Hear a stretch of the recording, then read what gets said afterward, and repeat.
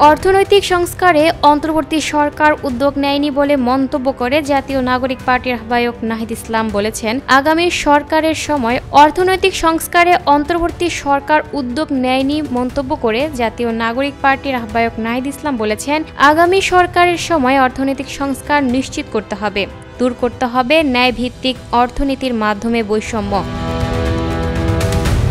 শনিবার 29 নভেম্বর চতুর্থ বাংলাদেশ অর্থনৈতিক সম্মেলনে তিনি এসব কথা বলেন। ন্যায়ভিত্তিক অর্থনীতির মাধ্যমে বৈষম্য দূর করতে হবে জানিয়ে নাহিদ ইসলাম বলেন, রাজনৈতিক সংস্কারে উদ্যোগ নেওয়া হয়েছে, কিন্তু অর্থনৈতিক সংস্কারে উদ্যোগ নেয়নি এই সরকার। ফলে আগামী সরকারের সময় অর্থনৈতিক সংস্কার নিশ্চিত করতে হবে। এনসিপি আহ্বায়ক বলেন, মাফিয়া ব্যবসায়ী, রাজনীতিবিদ এবং আমলা মিলে দুর্নীতির চক্র গড়ে ওঠে।